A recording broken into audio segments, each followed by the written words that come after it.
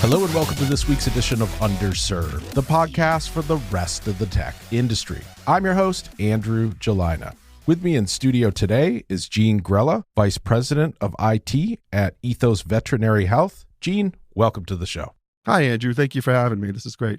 Thank you for coming down, fellow Tesla owner. Yep. I made it here safely.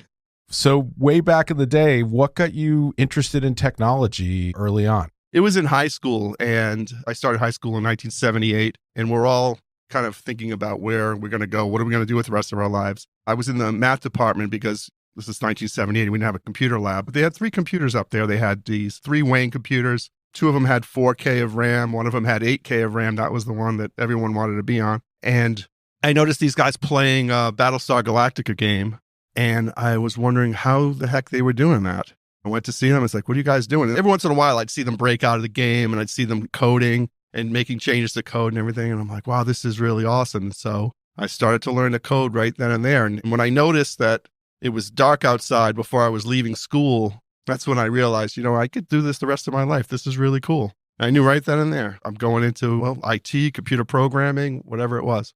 What language was the Battlestar game written in? It was BASIC. And I went on to write other programs. It was the sort of thing where you'd have to constantly be loading parts of the program in because you had no memory from a cassette tape. So you'd have the cassette tape in there. We had a PDP-11 too, and that one didn't even have a monitor on it. It just had a printer. So everything would just print out. Yeah, for those not from Massachusetts, both the Digital Equipment Corporation and Wang made a lot of donations to schools. They must have gotten a tax break or something. A lot of folks kind of cut their teeth on BASIC on those platforms. So you're writing these things, you get out to college. Where do you go to school? I went to Bryant College, grew up in Providence, and so I was local to Bryant. It was actually not a far drive for me. I really wanted computer programming. I wasn't thinking business at all. But at Bryant, it was all business. And it was business, and it was really IT. We called it MIS. It was an MIS program, Management Information Systems. But it was really IT. So we were programming, but it was COBOL.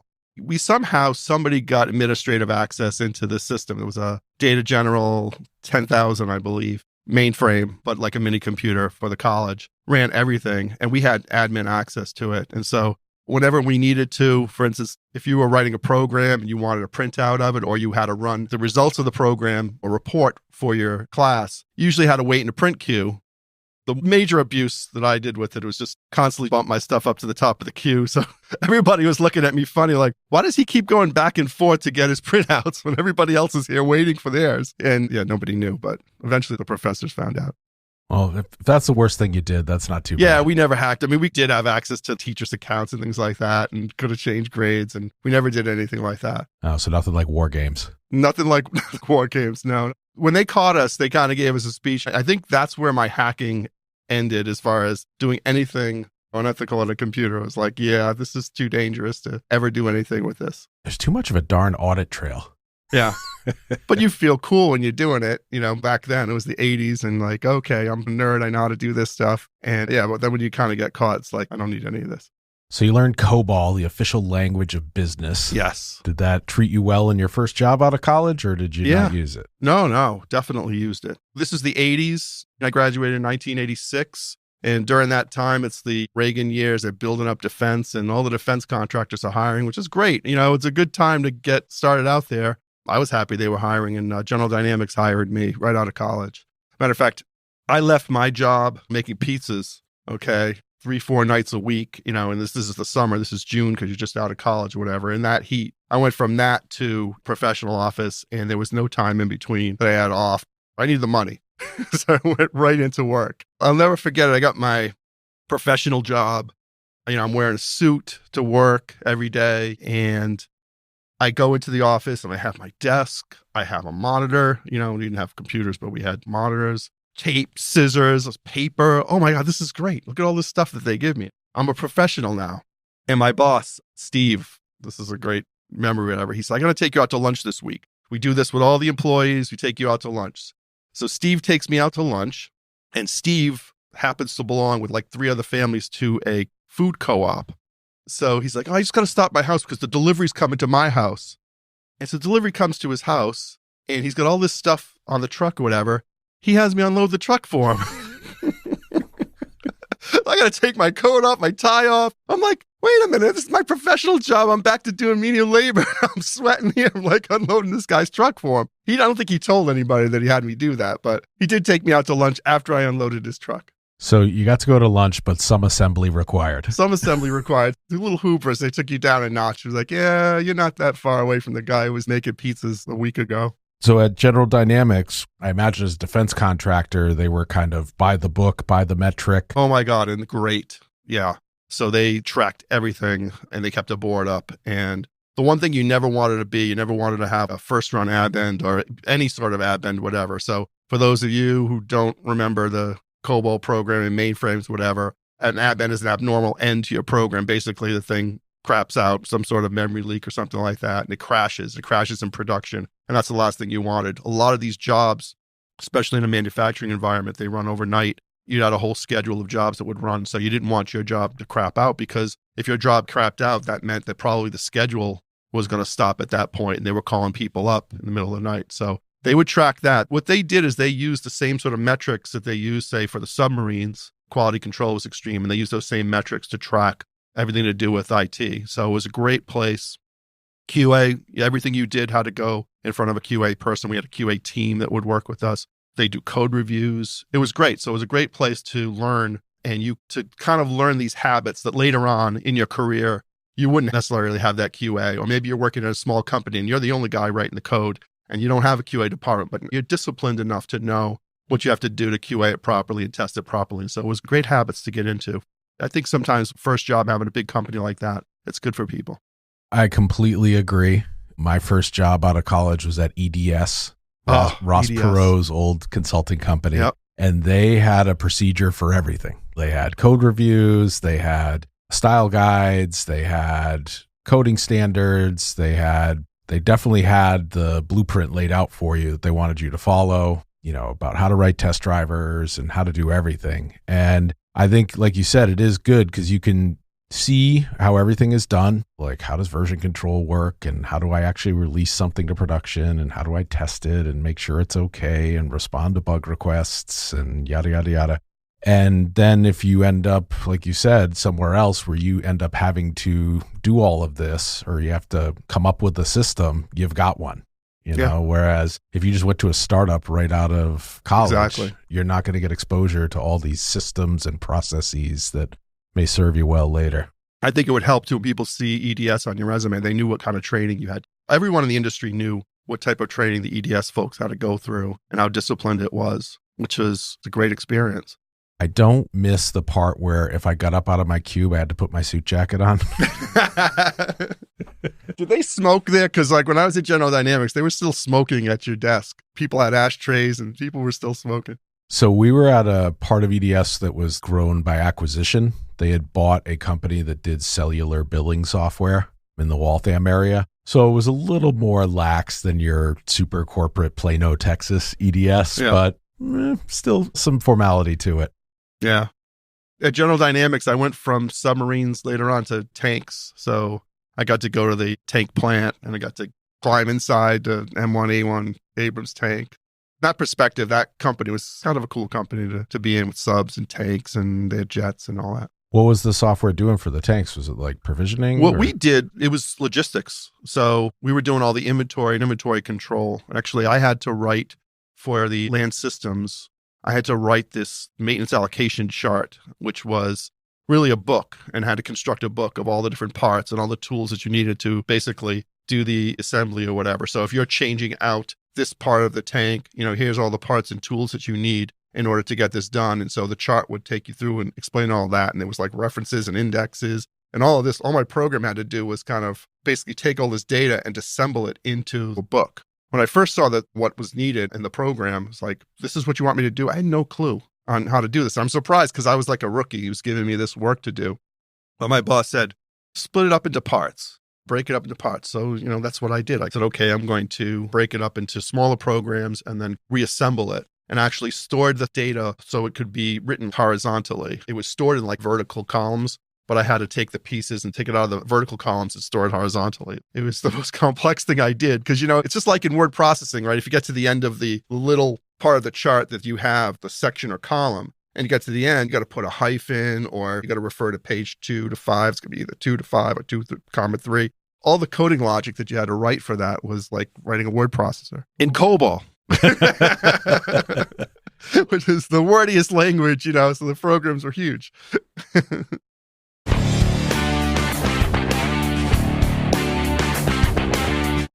You reminded me when you said abend of the first time I was on Unix and I got a C program with a null pointer and it crashed and segmentation fault core dump. I'm like, wait, what does that mean?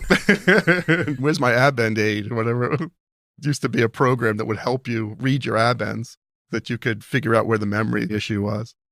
Yeah, we've still got some of that today. Yeah, we do. Certainly haven't gotten rid of memory leaks. So you leave General Dynamics. Where do you go after that?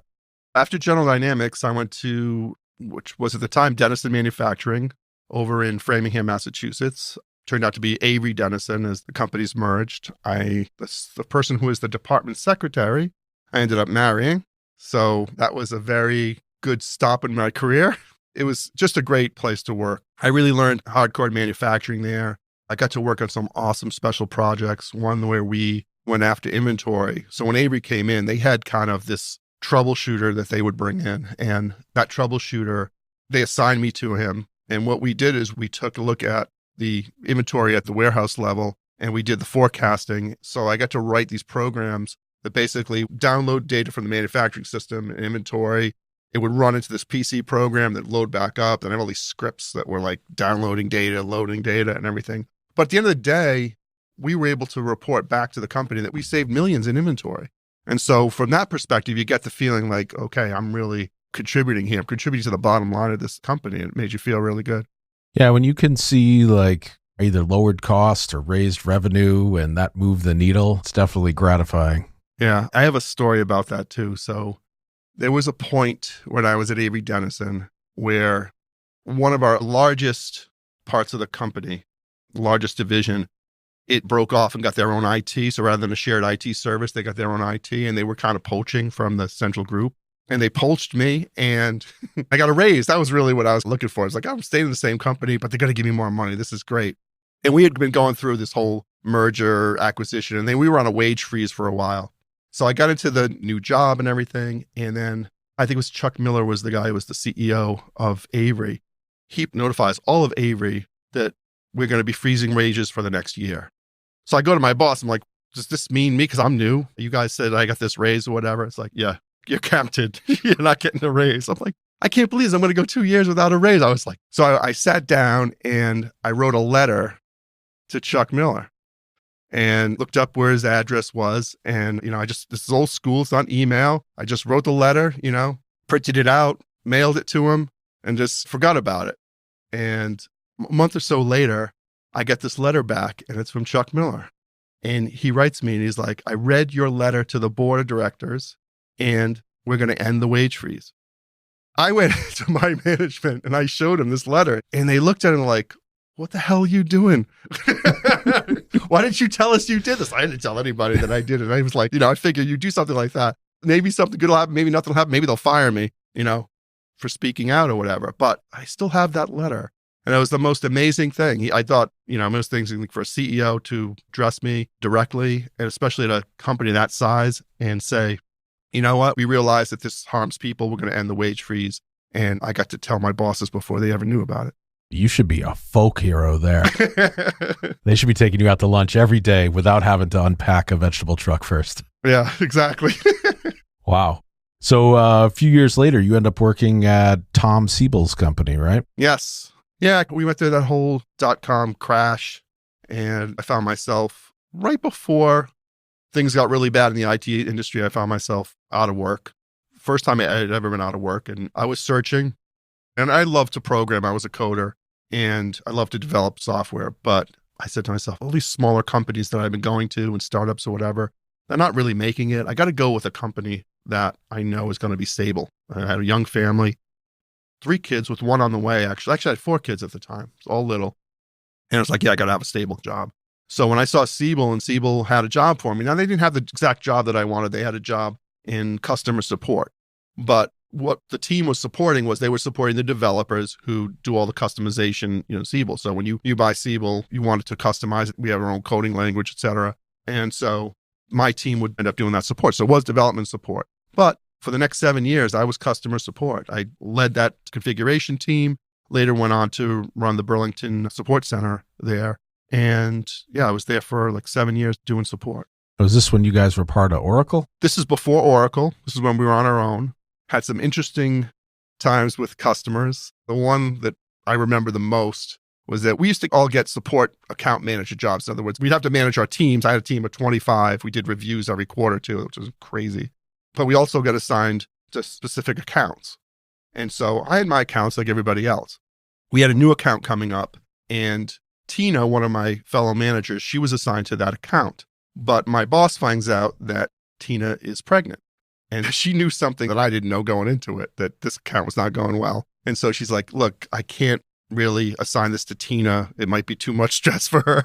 I'm going to send you in there instead. And they send me in to meet with Alltel, like the CIO, vice presidents, everybody in the room, this major telecommunications company. And they're just telling us how horrible we are. And I'm trying to put my best customer service face on, but they just hammered me. And I spent the next 6 months just working to make these guys happy. And eventually we got there. They were very happy and we got to be in a very good state. But that first call, and I can understand now why they didn't want Tina to do it, because I was just totally under fire. Customers beat the hell out of you, So I took that experience. You know what I use that for? I use that to now beat the hell out of my vendors when they don't do the right thing.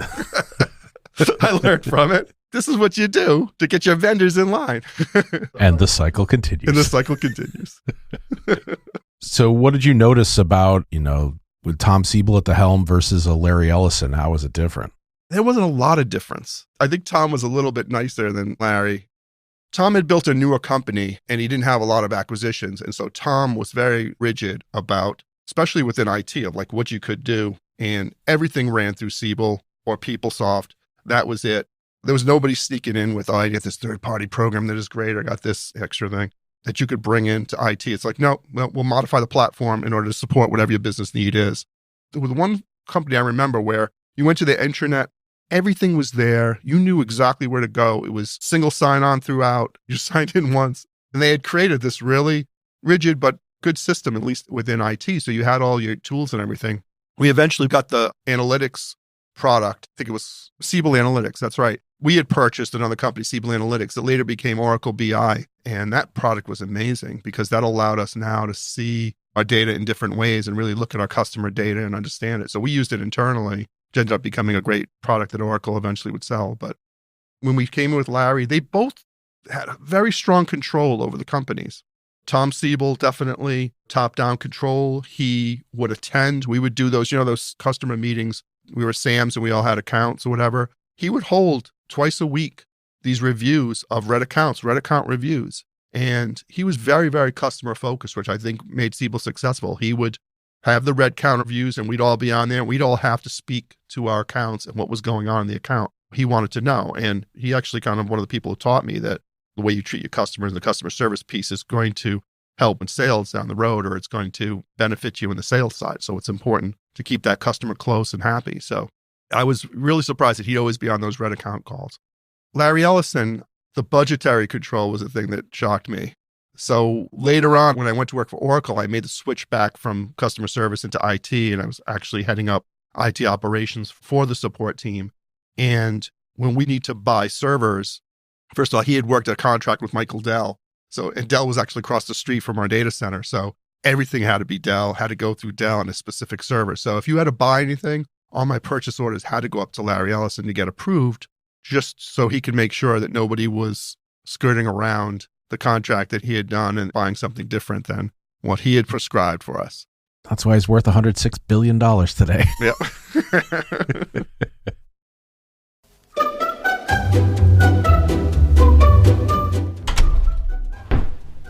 Hey, sport. How was school today? It was okay, Dad. How was work? Actually, I had a rough day. Leading an engineering team is hard. I mean, I have to ship new software, meet deadlines, and tackle new projects while keeping my team focused on the day-to-day. It's hard to keep up. Jeepers, Dad. How Why don't you call Syrinx? They're the software engineering firm run by software developers. They helped Billy's dad. He used to be stressed out like you. He was missing deadlines, his team was overworked, and a bunch of folks left the company because it was too stressful. But then he called Syrinx, and they put developers to work right away. He hit all his deadlines and freed up his team to do other work. His boss was so happy Billy's dad got some extra time off. Time off? Wow. What did he do with that? He spent it with Billy. That's a swell idea, son. I'll call Syrinx today. Now, you go wash up for supper.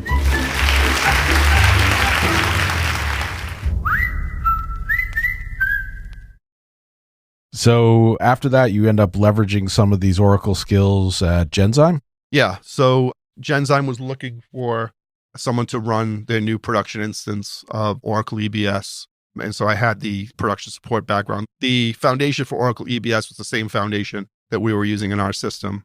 So it was easy for me to take on that. And actually, the way I kind of hooked up with that job is those were all the guys who were over with me at Avery Dennison, a lot of them anyway. And the CIO there, he was at the time, he was the head of applications development for Avery Dennison. So I went to work for him as the CIO. Robert Cowie, really nice guy. And it's kind of like the old gang got back together. Unfortunately, it was short-lived because Genzyme ended up selling out to a big French pharmaceutical company, Sanofi.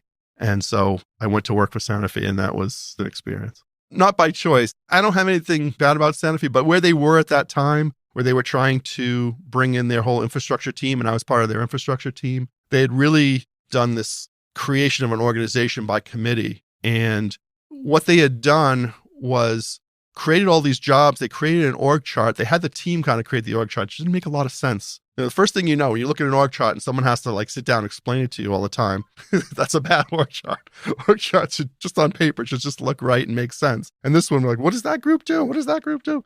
And once they created all the org structure, they opened up these jobs and they opened up to anybody. So the guy who ended up getting the job as, say, for instance, head of the DBAs, and he had a team about 30 some odd people, had never managed before. But he was the guy who applied and nobody else applied for that job. So it was bizarre. And it was the most bizarre organization. Now, after I left, I had heard that they dismantled it all and they kind of rebuilt it again. But it was a crazy time there. The one thing I remember and the best thing about working for Sanofi was the trips to France. And all the teams would just fly you there. That and the fact that most of the company took all of August off. So that was good too.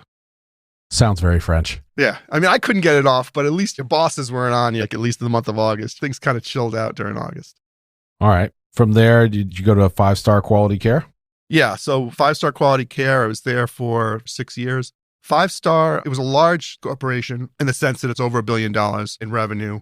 They had somewhere around 17,000 employees, 286 senior living facilities.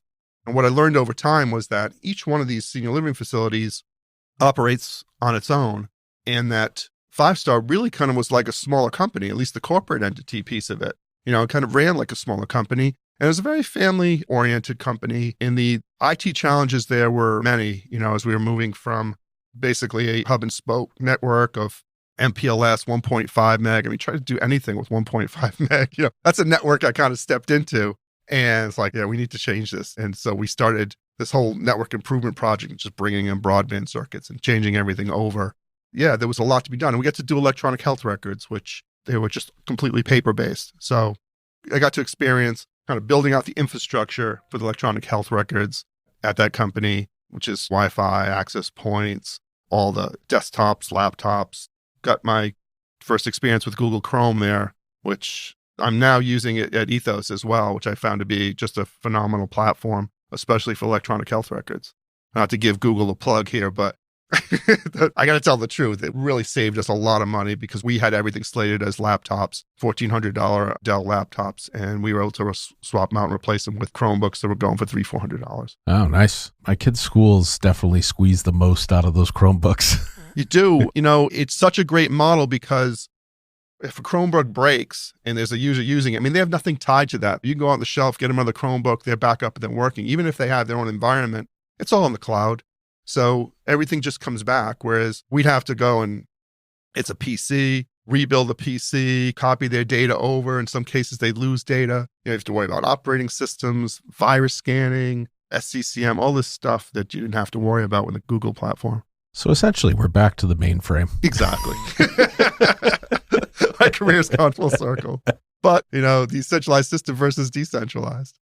Now, are the folks in the care homes like Zooming with their relatives, or what's chewing up the bandwidth there? Yeah, that was something that we had to move very quickly during COVID.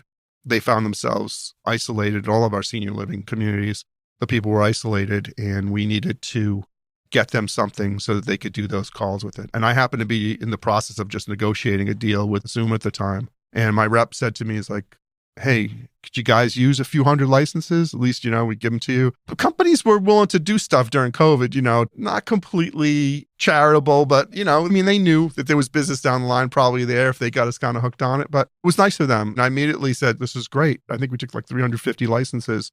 And I just started distributing around the senior living communities so that we bought 150 iPads. We distributed those. We got them out to the senior living communities so that the directors there, they could go around and meet with people and say, hey, we're going to do a Zoom with your family. And they would set up calls and people could see their families. Otherwise, they were isolated. They were looking out the window at folks, but they couldn't meet with their family members anymore. And it was really trying time. So that was a case where technology really helped. And we ended up at 5-Star working closely with Zoom. We ended up using it for our meetings, for large corporate meetings. That's another thing too, is all the corporate meetings that we had to do, all hands meetings, things like that, which we needed to do frequently. We needed a platform to do that. And Zoom was a great platform for that.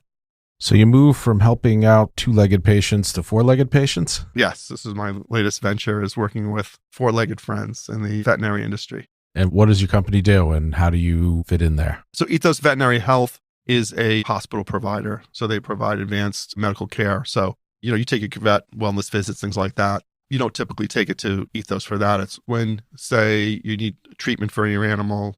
In advance, we do therapy for cancer. So we have oncology. We do all types of surgeries. So we have operating rooms. It's basically a kind of full service hospitals for animals, mostly cats and dogs. And what do I do for them? This is kind of back to startup again. I'm taking in working to transform the IT operations aspects of this. We have a team distributed around their individual hospitals, a lot of separate local managed service providing care, and we kind of bring it all in to centralize it. And I teach an architecture class at Clark University, Enterprise Architecture, and we go through the stages of IT architecture. And stage 2 is really the standardization phase. And it's the one where you get the biggest bang for the buck. And you look at, okay, we're going to standardize on our platforms, going to standardize on our vendors, and you'll obviously save a lot of money on doing that. And that's exactly what we're doing here. We're standardizing on our vendors. We're basically getting on the same Palo Alto firewalls. We're standardizing on our phone systems. We're standardizing on the service providers that we're using so that we're not all over the place. And we're seeing the benefits of it. So tell me a little bit more about teaching at Clark. What got you into it and what other things are you trying to impart to the next generation? So I realized I have all these stories to tell, and when you start telling the people that work and they're kind of, okay, I've heard this before, whatever. And it's like, I really need an outlet for taking this knowledge and all this experience and time that I'm spent and really sharing with young people, because a lot of times you can read things in books, but it's really not how it goes, And so, I put my name out there. I met with the assistant dean over at the School of Professional Studies at Clark University, and he told me about this class that he had, the first class, not the architecture class, which was an IT leadership class. And he said, but the downside is I don't have the previous professors left. I don't have any of his materials or anything like that. You're going to have to build this from scratch. Not a downside. Yeah. Actually, I agree. Because it's much easier to teach what you put together versus what somebody else. From my perspective, I was thinking coming into it that they were going to maybe give me a book, give me a syllabus, and then I was going to be able to kind of create within that. But I had to invent this IT leadership class. And I took a book. It's called The Adventures of an IT Leader. It was done by Harvard Business. And the authors tried to create a story around really a business professional. He's head of one of the business organization, and he becomes the CIO. CIO gets fired. The CEO, who's like basically trying to transform this company, he puts this guy who has no IT experience other than complaining to IT. That's his experience. And now he owns it. And the reason he owns it is because he's the biggest critic of IT. So he's like, yeah, you know what? You always had good ideas about that. The CEO tells him, so we're going to put you in charge of this. And so you go through the journey as he learns IT at a high level from the people who work for him, and he can't understand, for example, why it is that when we're trying to make a decision, we need expertise in the room. And his managers have to tell him, it's like, well, we don't really know this stuff anymore. I started programming COBOL, okay? My guys program Java now. I don't know what they know in Java. So if you're telling me how long is this going to take to complete or whatever, I need these people in the room. And it's that sort of thing. So what it allowed me to do, this book and putting the curriculum together around that subject, and that was to bring in all this real world experience that I had. So we talk about security and we talk about a security incident. Well, I've been through, unfortunately, a few security incidents. Been there, done that. Sort of like a disaster, and you're all on that call and you're trying to figure out what's going on and you're trying to figure out what you're going to do next. Like, yeah, I can tell you what it's really like in the real world when that happens. And, A, you want to be prepared for it, but B, you can't prepare for everything. You need to kind of take control. And so we go through that. So that's really why I wanted to teach it. And actually, it's been very fulfilling.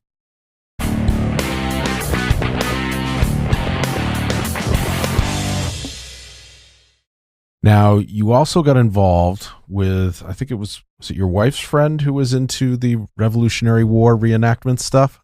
Yeah, my wife's best friend, she married a guy, and this guy had been doing Revolutionary War acting. He's a very close friend of mine now, Joe, and he'd been doing Revolutionary War reenacting since he was 15 years old. He started during the bicentennial, and he's like, hey, do you want to get into this? And I'm like, you know what? I love history.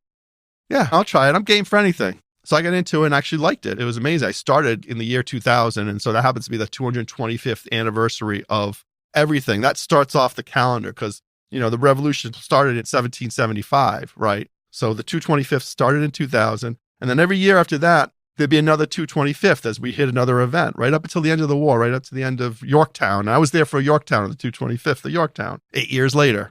So it was amazing. And that kind of morphed into also what I do today, which is the Patriots Endzone Militia.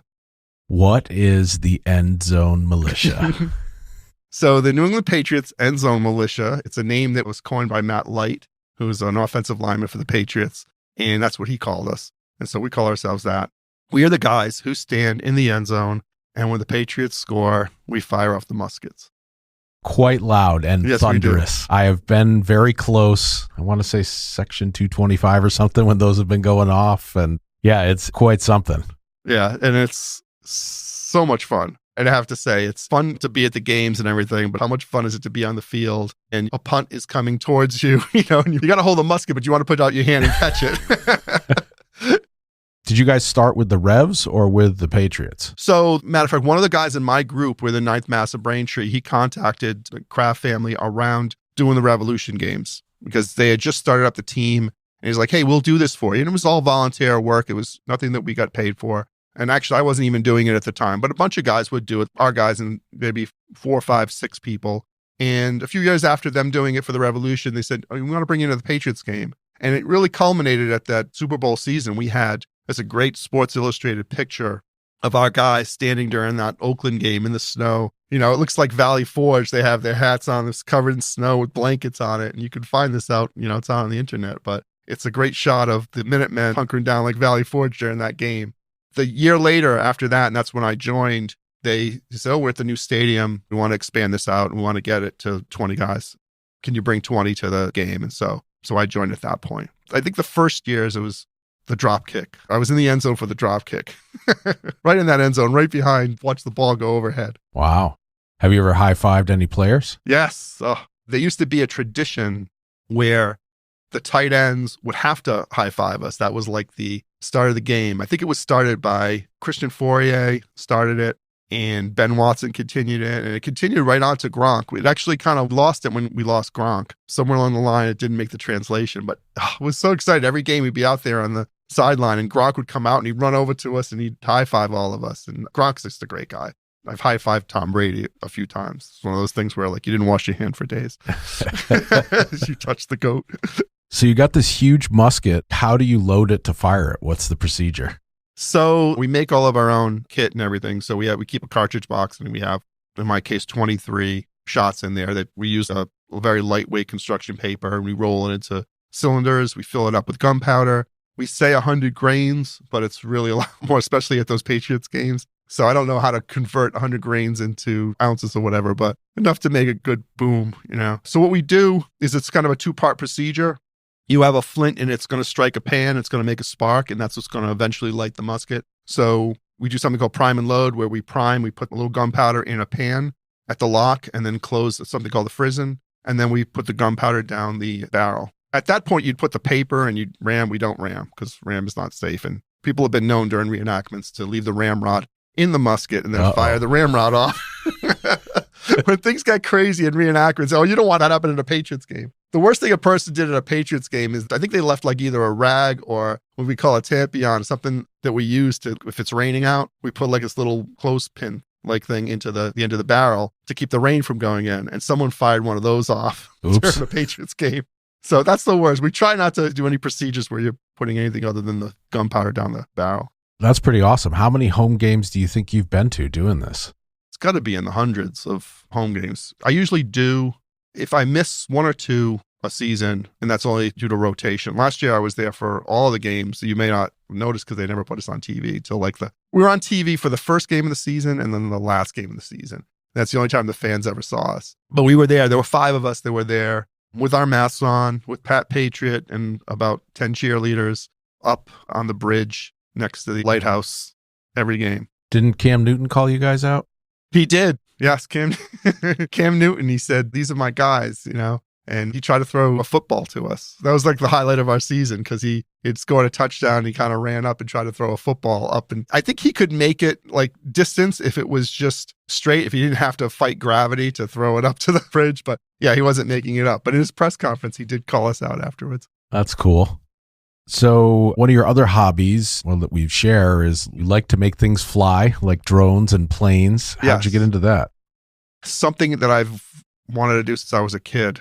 I was flying and never had the time or the money because it was always a very expensive hobby. And I think the hobby came down in price. I got into better shape financially. You know, you get older and your kids move out of the house. So you can start spending money on some of these things. But yeah, the prices on planes has changed. I used to fly those, I don't know if you ever did those line planes, those Cox line planes. Control line. The control line, exactly. People still do that too. It's still a big hobby and they fly much bigger planes and for a longer time and do all kinds of tricks with them. But I used to fly my control line, but I flew it for maybe like a week or two or whatever until you crashed it. Inevitably. And then, yeah, you had to wait to get another one because your parents weren't going out and buying another one. What happened to the other plane? Yeah, I crashed it. Okay, you're done. So it was done at that point. And by the way, the hobby hasn't changed that much from that perspective. You still crash them.